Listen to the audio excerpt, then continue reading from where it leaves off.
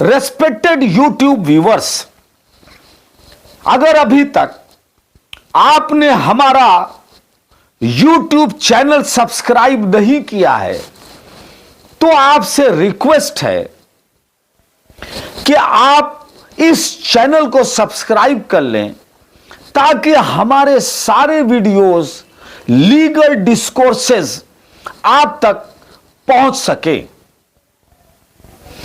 अभी हाल में honourable supreme court ने criminal appeal number 2319 of 2022 Ikram versus the state of Uttar Pradesh and others में एक बहुत ही महत्वपूर्ण जजमेंट प्रोनाउंस किया है और इस जजमेंट को chief justice of India doctor Dhananjaya Y Chandrachud ने प्रोनाउंस किया। यह जो जजमेंट है यह बहुत ही महत्वपूर्ण और इंपॉर्टेंट जजमेंट है, not only for the appellant but for the जजेस, for the lawyers and for the law students। ये जो जजमेंट है ये गाइडिंग स्टार का काम करेगा। This judgment is like a guiding stars for जजेस, लॉयर्स एंड लॉ स्टूडेंट्स।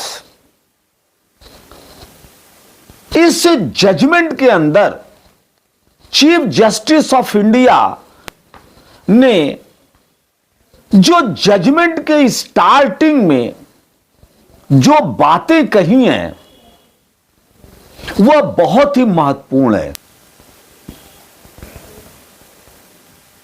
इस जजमेंट में यह कहा गया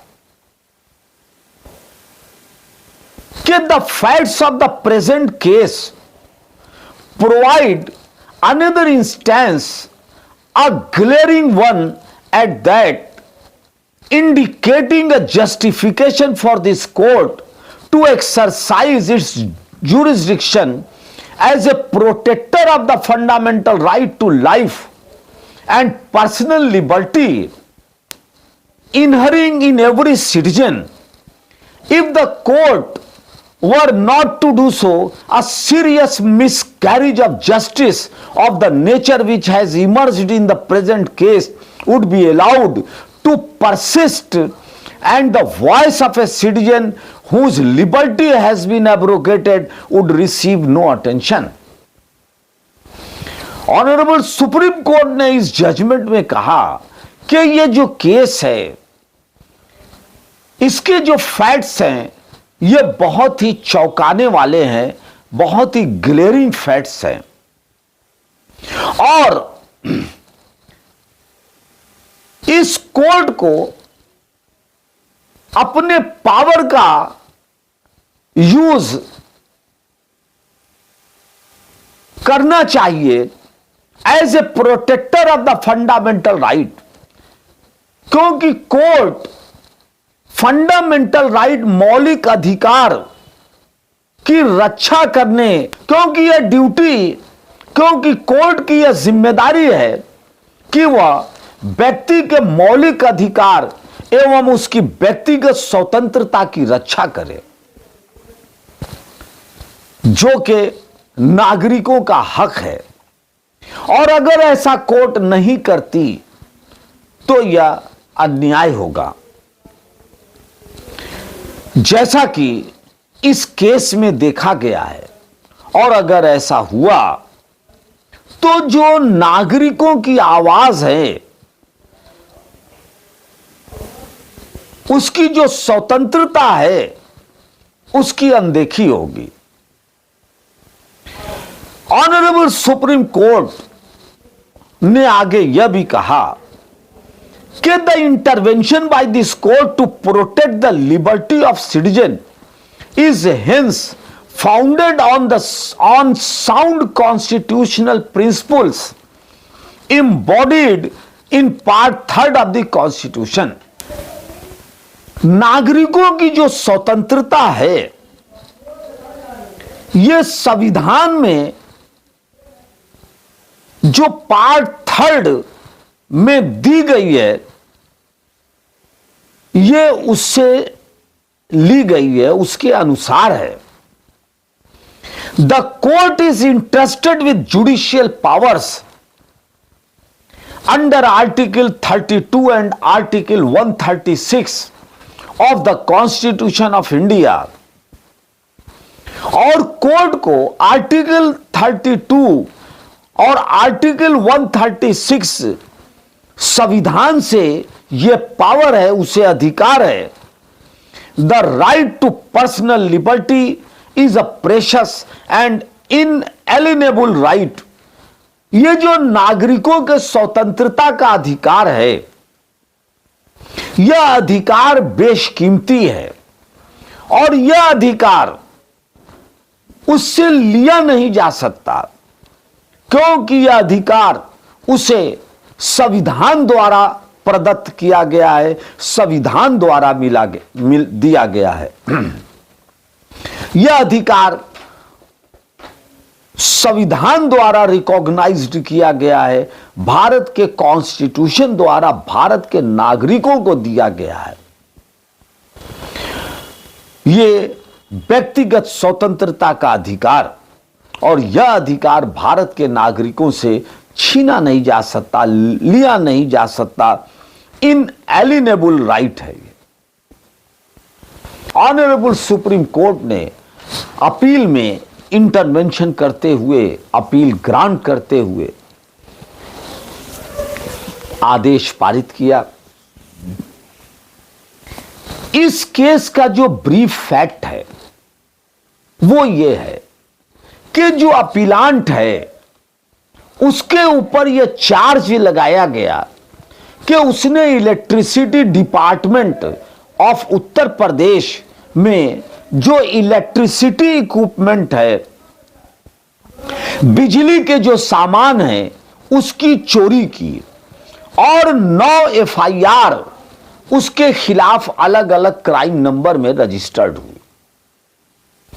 The appellant was charged with and put to trial in respect of 9 distinct first information reports relating to alleged incident involving the theft of electricity equipments belonging to the electricity department of the state of Uttar Pradesh.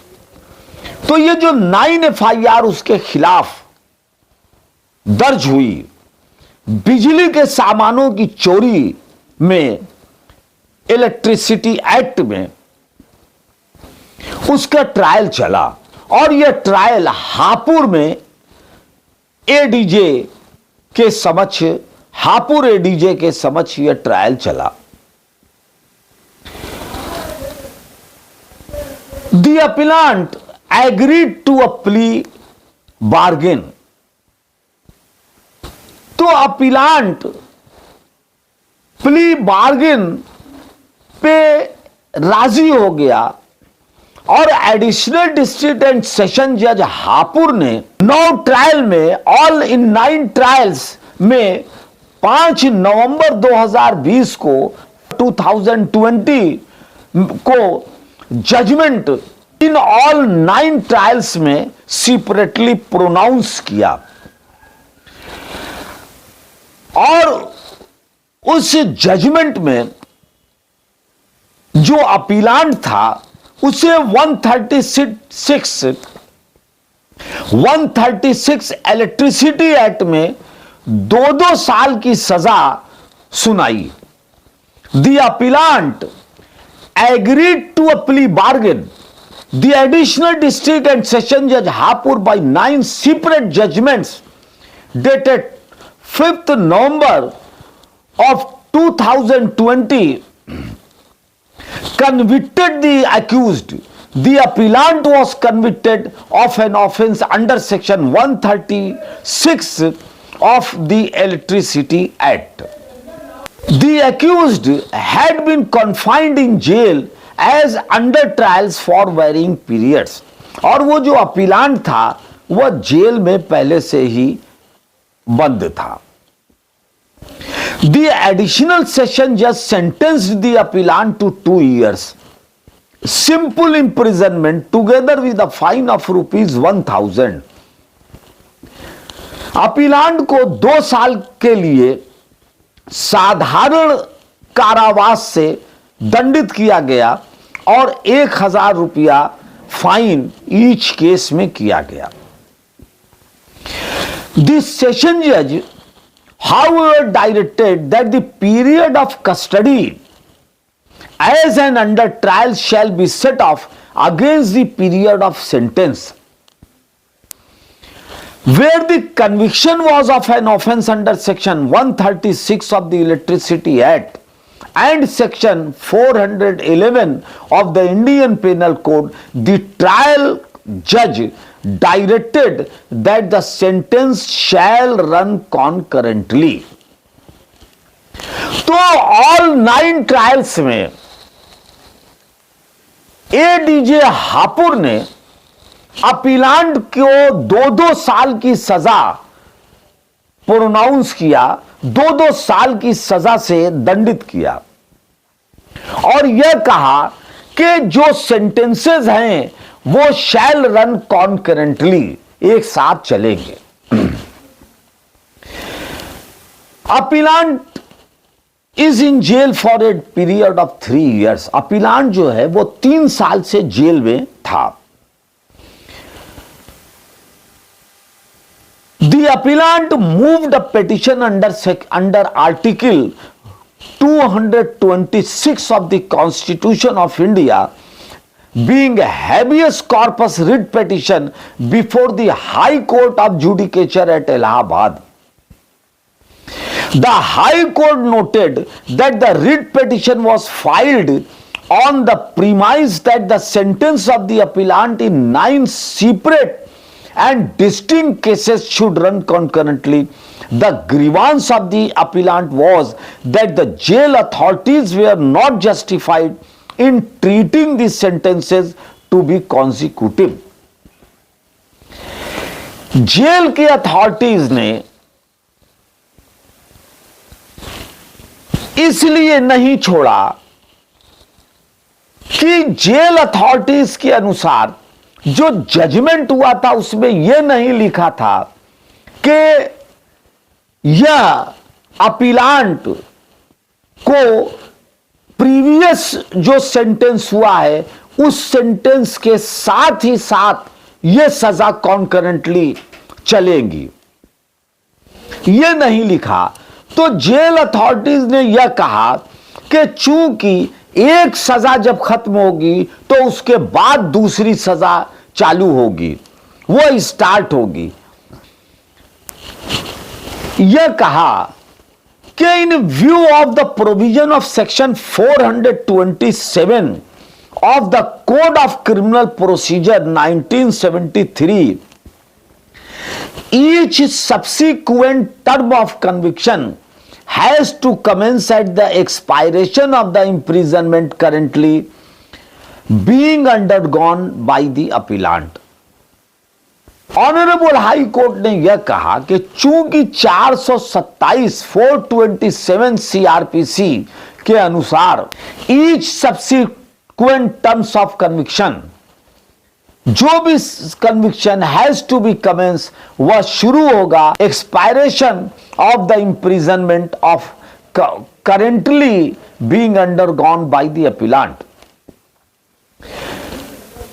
The division bench of the High Court has come to the conclusion that in view of the provisions of section 427 of the CRPC, each subsequent term of conviction has to commence at the expiration of the imprisonment currently being undergone by the appellant. और honourable high court ने कोई relief appellant को नहीं दिया. उस judgement के खिलाफ, honourable high court के जजमेंट के खिलाफ ऑनरेबल सुप्रीम कोर्ट में अपील दाखिल किया गया। The net consequence of the position as it emerges is that the appellant would have to undergo a total term of imprisonment of 18 years in respect of the 9 conviction for offences under section 136 of Electricity Act and cognate provisions।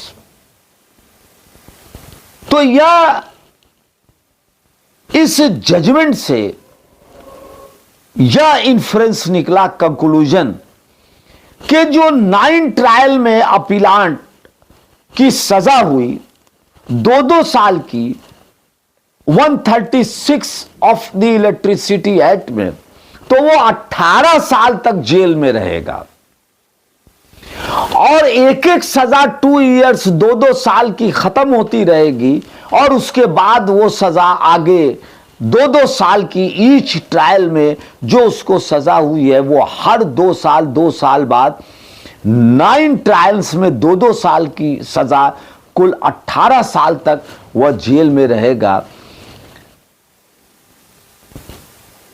ये net consequence of the judgment है।